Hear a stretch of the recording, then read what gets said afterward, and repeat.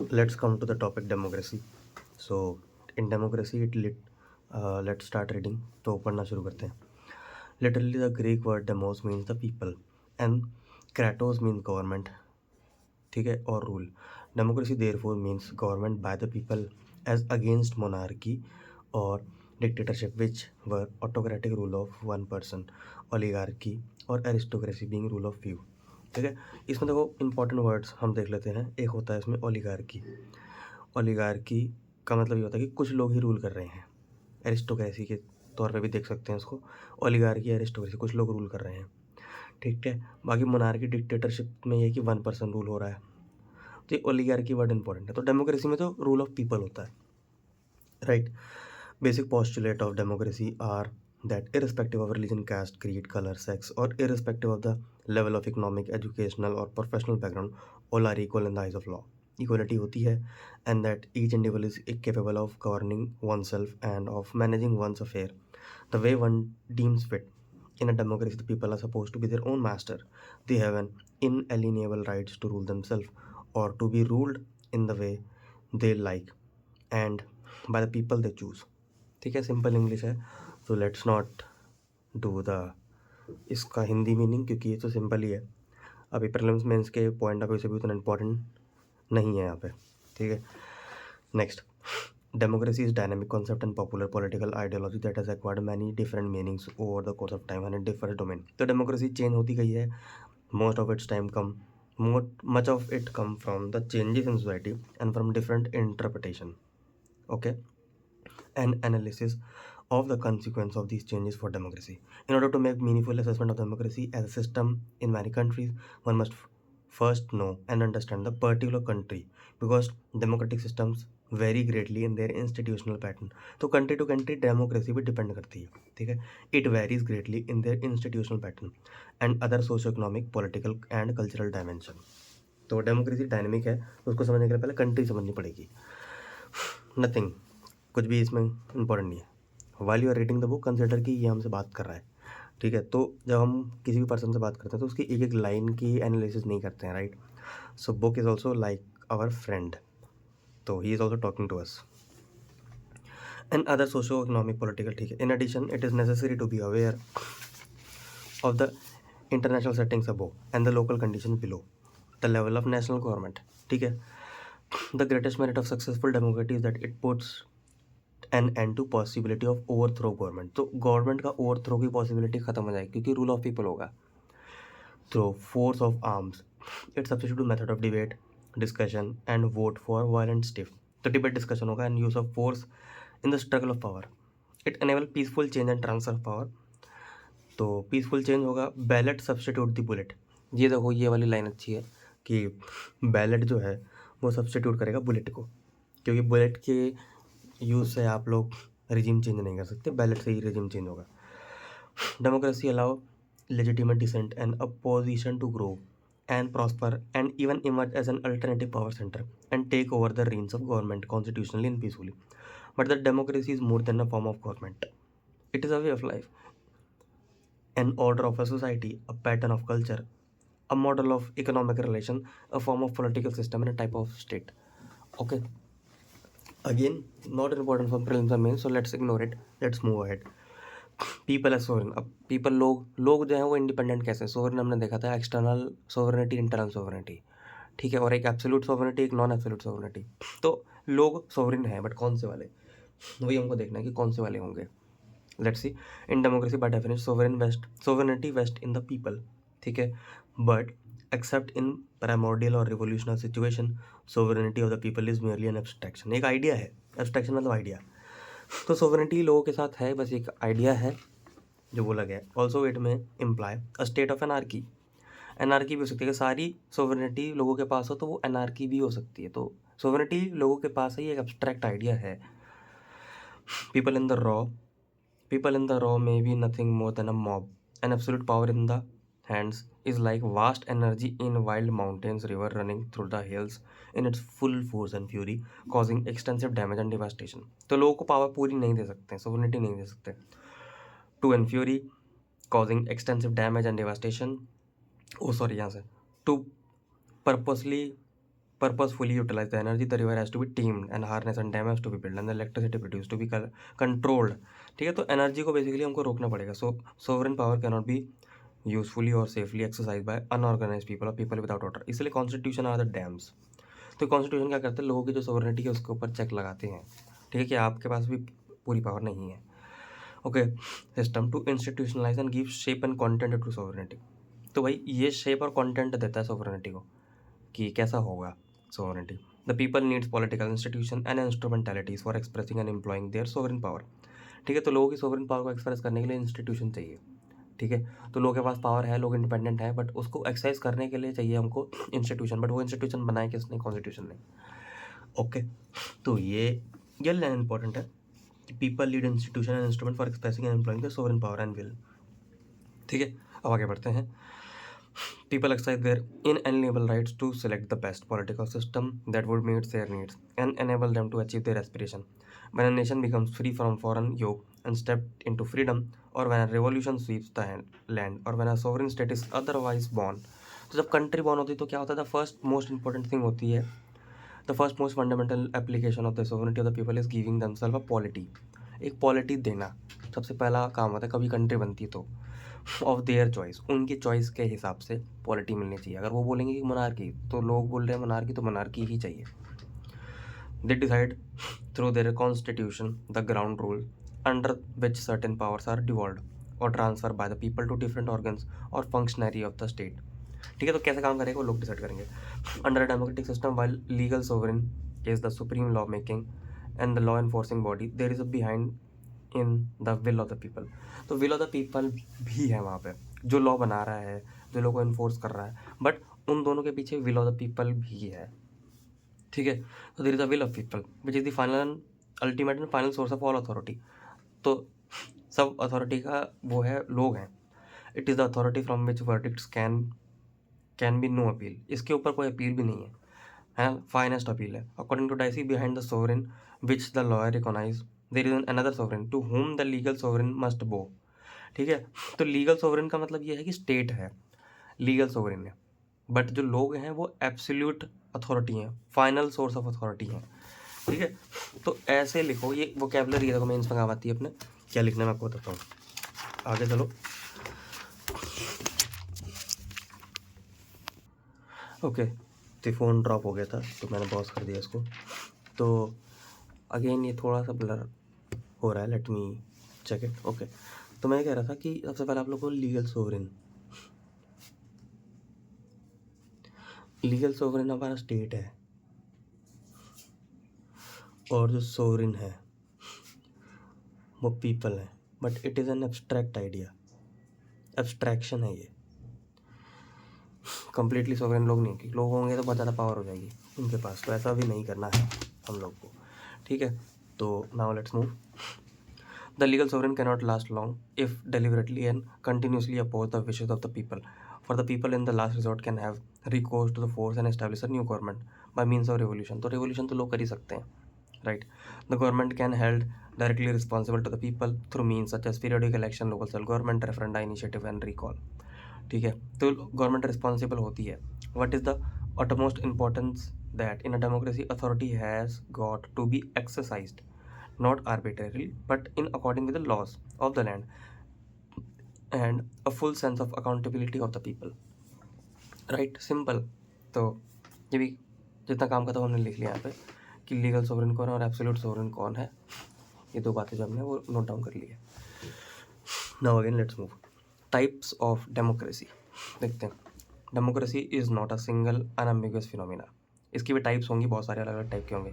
In reality there are number of theories and models of democracy each offering its own version of popular rule. They are not merely a number of democratic forms and mechanism but also more fundamentally quite different grounds on which democratic rule is justified. सीधा point पे आओ भाई. मैं ये बोलना चाहता हूँ इस बुक को बोलता हूँ.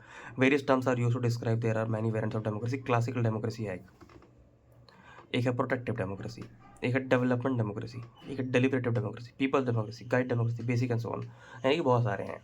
तो इसके भी टाइप्स होते हैं, फॉर्म्स होते हैं. Democratic government has varied considerably over the centuries. Perhaps the most fundamental distinction between democratic systems that are based upon the direct population direct popular participation in the government, and those that are operating through some kind of representative and mechanism. तो democracy में एक तरह से लोगों का participation होता है, ये सब में कॉमन है। कुछ में डायरेक्ट लोग जाते हैं, कुछ में अपने रिप्रेजेंटेटिव भेजते हैं, ठीक है। तो ये है, this highlights two contrasting models of democracy, है ना। एक डायरेक्ट डेमोक्रेसी, एक रिप्रेजेंटेटिव डेमोक्रेसी। नाम से पता चल गया होगा, डायरेक्ट में लोग डायरेक्टली वो जाते हैं। जैसे आपने आई थिंक सुना होगा Switzerland, I am not sure, but Switzerland शायद इसका एग्जाम्पल। बट स्विट्जरलैंड तो अपने एब्सोल्यूट मोनार्की में ही पढ़ा था, याद होगा अगर आपको। तो ठीक है, तब आगे बढ़ते हैं। Direct democracy comprise a form of democracy where all citizens can directly participate in the political decision making. Direct democracy is a traditional form. Directory rule होगा in ancient India. Village republic थे, गणसंघ जो होते थे हमारे, city state थे। All citizen assemble करते थे साथ में और डिसाइड करते थे इशूज़ को। People thus exercise the power directly in deciding the matter of the state, and this kind of polity should be called as direct और popular participated polity. In this case both legal and political sovereign could set to be vested in the people. तो legal sovereignty और political sovereignty जो है वो दोनों people पे लाई करती है, ठीक है। But with the gradual increase in size the population, जैसे बढ़ती जाती है तो advent of modern nation state आते हैं, तो इम्पॉसिबल हो जाता है कि सब लोग को एक साथ आना। It become impossible to come and discuss. Also matter of legislation and state administration grew more and more complex. All form of direct democracy therefore soon become particularly extinct. इसलिए डायरेक्टली डेमोक्रेसी एक्सटेंड हो जाती है जब चीज़ें complex होने लगती हैं तब। From all over the world, by and large the only issue with the people at large in different countries vote these days at periodic interval is the selection of their representative। इसलिए लोग select कर लेते हैं कि हम select करके भेज रहे हैं, कॉम्प्लेक्स हो रहा है तो लोग सिलेक्ट करके अपने नेता लोगों को भेज देते हैं। That is called representative one. Modern democracy does have necessity to be indirect representative democracy where under government is carried on and laws are made by elected representative of the people। Okay, तो elected वाले लोग आजकल चलते हैं क्योंकि चीज़ें complex हो गई हैं, पॉपुलेशन बढ़ गई है, साइज बढ़ गया पॉपुलेशन का। Okay, now next move. In the context of modern state it is sometime considered possible to reinvent some characteristic of direct democracy.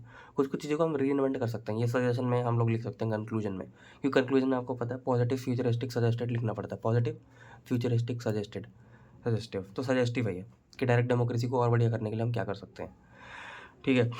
तो जैसे इनिशिएटिव लो, the right of the people to make proposal for legislation. तो लोग initiative देते हैं कि भाई ये प्रपोजल है लेजिस्लेशन का, ठीक है। एक मिनट दोबारा पढ़ते हैं। Reinvent some characteristic of democracy device है कि आप इनिशिएटिव ले लो, right of the people to make proposal for legislation, ठीक है। रेफरेंडम होना चाहिए क्या, कि right of the people to accept और रिजेक्ट दी लेजिस्लेटिव प्रपोजल, ठीक है। तो लोगों का अगर लेजिस्लेचर ने खुद दिया है तो उसको रिजेक्ट कर सकते हैं, एक्सेप्ट करते हैं, उसको रेफरेंडम बोलते हैं।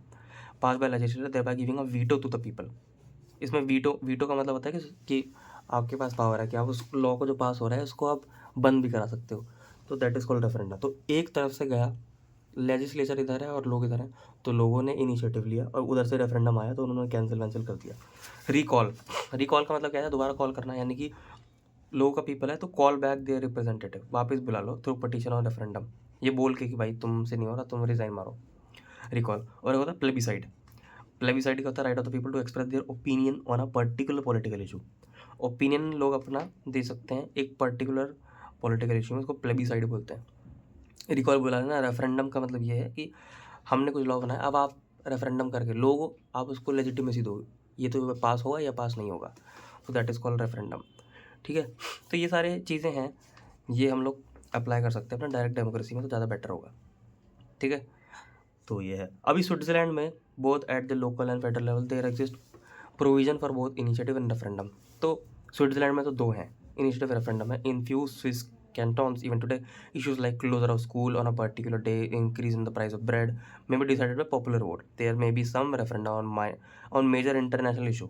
Also there have been some provision in the constitution of some countries जैसे फ्रांस, आयरलैंड, जापान, स्विट्जरलैंड में where under referendum is provided for constitutional amendment, ठीक है।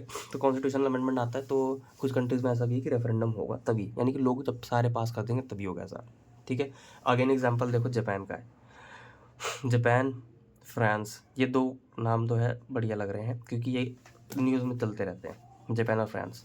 तो जापान फ्रांस जो है इस केस में आप देखो तो रेफरेंडम वाला चीज़ आपको देखने को मिलती है, ठीक है। तो अभी आप टाइप्स ऑफ डेमोक्रेसी में अगर आप डायरेक्ट डेमोक्रेसी के बारे में लिखते चलते हैं। डायरेक्ट डेमोक्रेसी, इसमें सजेशंस, क्योंकि डायरेक्ट डेमोक्रेसी पता तो है हमको कि क्या होता है, तो डायरेक्ट सजेशन लेते हैं। इनिशिएट, या एक काम करते हैं, डायग्राम बनाते हैं। इधर है लेजिस्लेचर, और इधर है पीपल, ओके। तो अभी लोगों को क्या बोलेंगे कि तुम ये लॉ बनाओ, तो इनिशिएटिव। लेजिस्लेशन बोलेगा हमने लॉ बनाया, आप इसको पास या फेल, रेफरेंडम, ठीक है। और रेफरेंडम कहाँ पे होता है? एग्जाम्पल स्विट्जरलैंड में होता है, स्विट्जरलैंड में होता है, ठीक है। और कॉन्स्टिट्यूशनल अमेंडमेंट के केस में जापान में और फ्रांस में देखने को मिला है, ठीक है। ये थोड़ा सा और इसको स्टडी कर लेंगे, जापान और फ्रांस वाला केस, बट हाँ ये है कि पॉसिबल है, ये होता है, ऐसे लिखा हुआ है इसमें। और पहला तो ये हो गया। दूसरा होगा कि हम रिकॉल कर सकते हैं। रिकॉल का मतलब तो क्लियर हो गया होगा। और प्लेबिसाइट, इसका मतलब होता है कि ओपिनियन देना, लोग अपने ओपिनियन देंगे ऑन पॉलिटिकल इशू। कोई पॉलिटिकल इशू है तो उस पर अपना ओपिनियन देंगे, ठीक है। So that is the thing. अभी चलते हैं आगे। नाउ रिप्रेजेंटेटिव डेमोक्रेसी के बारे में देख लेते हैं क्या है। Representative democracy came into general favour in the post industrial revolution nation with a larger population हुआ जब, तभी आई। तो modern liberal democracy are important example of representative democracy. Representative democracy comprise a form of democracy when voter choose their representative to act their interest. An individual representative may be elected by particular subset of total electorate which is called his or her constituency. तो election होता है हर constituency में, तो ऐसा है बस, representative जाते हैं और कुछ काम का नहीं था। अब मॉडर्न रिप्रेजेंटेटिव डेमोक्रेसी का मतलब क्या है? इसमें भाई पहली बात तो इलेक्शन तो होंगे ही होंगे, तो इलेक्शन है। Freedom to form join political parties of their choice, it is through political party that democratic political system operates. Political party के थ्रू ही ऑपरेट करता है। And election are for to find the representative of the people and ensure the peaceful transfer of power from one to another. Also parties function like link between rulers and the rule. ठीक है, party का काम क्या है? तो link बनती है एक तरह से रूलर्स और रूल के बीच में, ठीक है। क्या ये प्रीलिम्स में आएंगे? नहीं। क्या ये मेंस में आएंगे? नहीं। Just read it out. आगे, यूनिवर्सल अडल्ट सफरेज, इसमें क्या होता है? राइट टू वोट है all adult without any discrimination, ठीक है, ओके। और वन वोट वन वैल्यू वाले सिस्टम है। Every democratic system recognise the primacy of the will of the majority, implying decision of the majority होगी, but with adequate protection of, तो protection भी मिल जाएगा रिलीजियस, लिंग्विस्टिक और दूसरे जो माइनॉरिटीज़ हैं उनको भी बेसिकली प्रोटेक्शन मिलना चाहिए। ये सारी बात लिखी हुई है। Even citizen must enjoy full freedom to follow one religion, ठीक है। Equality of citizen without any discrimination, simple. Independent judiciary होनी चाहिए। अच्छा, ये क्वेश्चन आ सकता है कि इंडिपेंडेंट जुडिशरी क्यों होनी चाहिए डेमोक्रेसी में? क्योंकि भाई कोई डिस्प्यूट आएगा, आपको जो लोग हैं और रिप्रेजेंटेटिव है उनके बीच में अगर कोई डिस्प्यूट आता है, तो डिस्प्यूट को रेजोल्यूशन के लिए इंडिपेंडेंट जुडिशरी अपने को चाहिए। तो डिस्प्यूट रेजल्टेशन मैकेनिज्म, ठीक है, जस्टिस सिस्टम, क्योंकि लोगों के राइट हैं इलेक्शन करना। इलेक्शन हो ही नहीं रहा तो जुडिशरी आएगी। रिस्पॉन्सिबल एंड रिस्पॉन्सिव गवर्नमेंट, ठीक है, responsible and accountable to the people directly और through their representative and response to their urgent and aspiration and need. Simple बात लिखी है, कुछ खास नहीं लिखा हुआ है। एग्जिस्टेंस ऑफ अ कॉन्स्टिट्यूशन होना चाहिए, बेसिक और foundation law that ordains the political system, establish the organs of the state and define and delimits their votes, roles and relationship with each other and with the people, provides checks and balances and seek to prevent arbitrary exercise or abuse of power। तो constitution ये सब चीज़ों से बचाता है।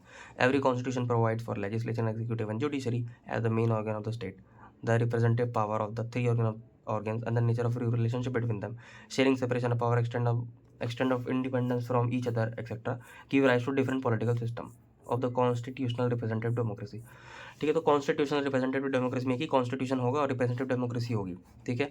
But ये power को कैसे एलोकेट करेगी, कैसे उनके बीच में रिलेशन होगा, उसके हिसाब से भी दो तरह के हमको मिलती हैं। The two most outstanding type of representative democracy are parliamentary and presidential.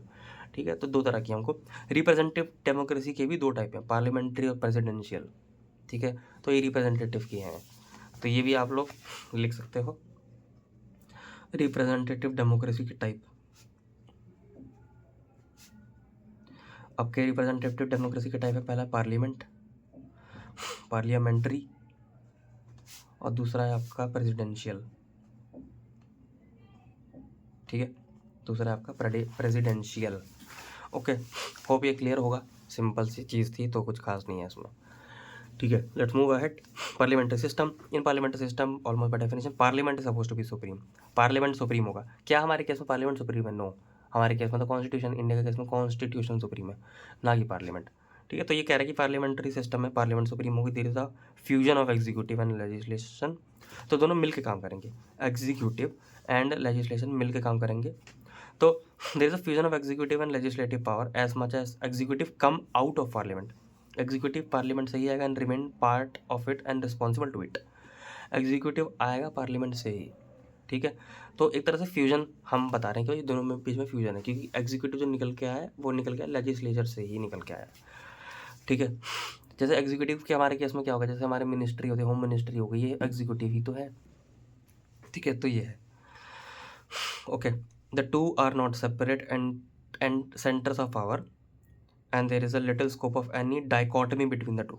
तो दोनों अलग अलग सेंटर, पावर सेंटर नहीं है, एग्जीक्यूटिव अलग और लेजिस्लेटिव अलग, कोई अलग अलग पावर सेंटर नहीं है।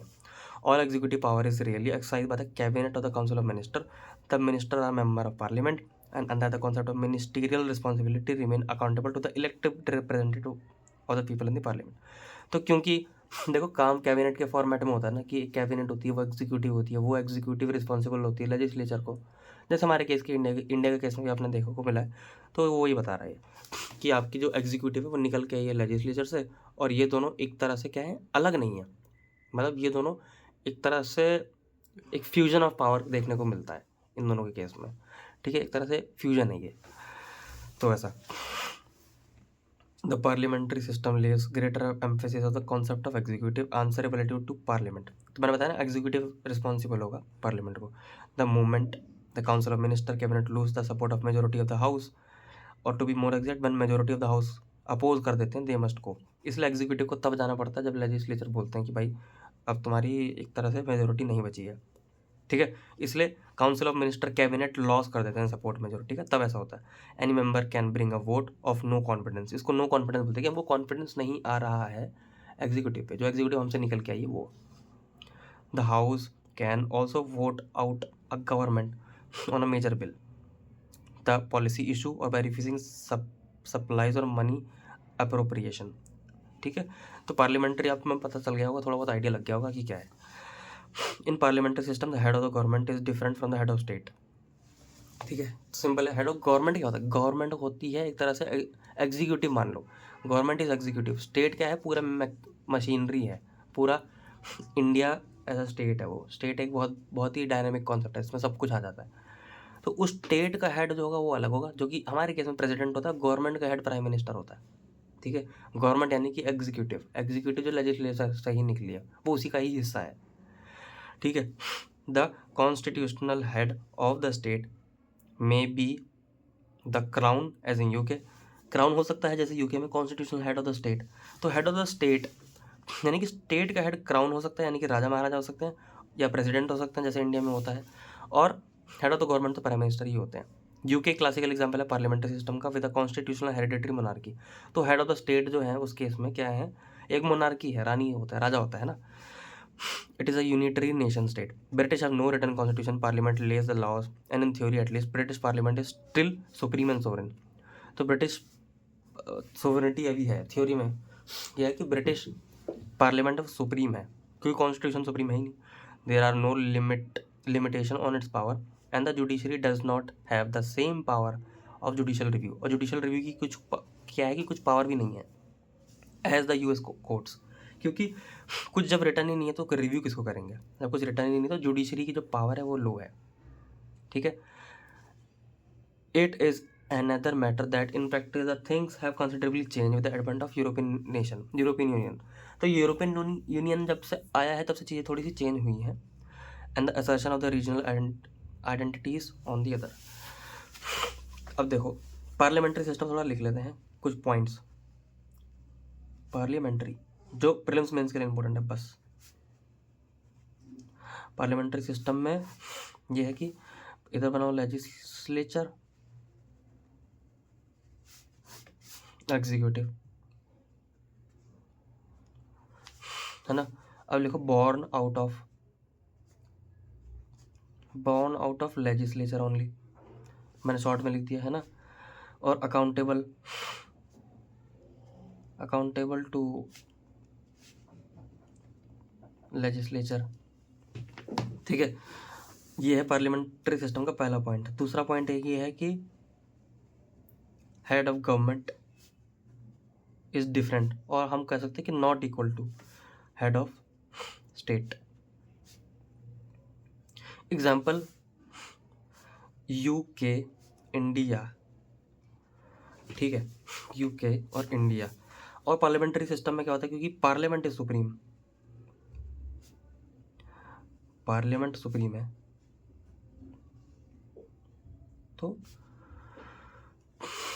तो less scope of judicial review, क्योंकि जुडिशरी भी वीक है फिर, क्योंकि पार्लियामेंट स्ट्रांग है और क्योंकि रिटर्न कॉन्स्टिट्यूशन है ही नहीं। Less scope of judicial review, ठीक है। नो रिटर्न कॉन्स्टिट्यूशन, ठीक है। खैर ये तो हमने यूके को ही एक्सपैंड कर दिया है, नीचे वाला पॉइंट कि रिटर्न कॉन्स्टिट्यूशन नहीं होगा, बट ऐसा ज़रूरी नहीं कि पार्लियामेंट्री सिस्टम है तो रिटर्न कॉन्स्टिट्यूशन ना हो। तो ये यूके का कॉन्टेक्स्ट है, ऐसे लिख लेना, ठीक है, यूके कॉन्टेक्स्ट। बट ऐसा भी पॉसिबल है कि कहीं पार्लियामेंट्री सिस्टम हो बट वहाँ का कॉन्स्टिट्यूशन रिटर्न हो, वो भी पॉसिबल हो सकता है कि हो, ठीक है। अभी वो कहाँ है वो अभी बुक में तो बताया नहीं, तो let's not debate into that, ठीक है। तो बस ये चीज़ आपको याद रखनी है कि ऐसा कोई ज़रूरी केस नहीं है, क्योंकि पॉलिटिकल सिस्टम ना बहुत डायनेमिक चीज़ें हैं, ये जितनी पॉलिटिकल सिस्टम्स होती हैं तो नीड्स ऑफ द पीपल के हिसाब से ही तो बनाए जाते हैं पॉलिटिकल सिस्टम्स, और जो विल ऑफ द पीपल है, क्योंकि वही सोवरेन है, लोग ही सोवरेन है, एटलीस्ट एब्स्ट्रैक्ट टर्म्स में तो सोवरेन नहीं, बाकी लीगल सोवरेन स्टेट है। Okay, this is about parliamentary system. Okay, अब हम पढ़ते हैं प्रेसिडेंशियल, बट आप लोग देखोगे पेज नंबर 19 पे हम लोग आ चुके हैं, है ना। तो इस वाली वीडियो में आई थिंक थोड़ा हमने तेज पढ़ा है, तो that is a good thing. Presidential system.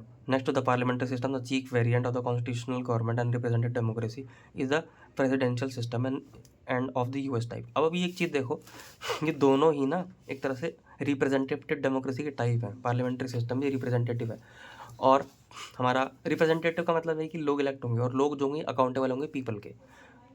Okay, तो पार्लियामेंट्री सिस्टम में भी लोग इलेक्ट हो रहे हैं, बट वो भी रिस्पॉन्सिबल है लेजिस्लेचर के।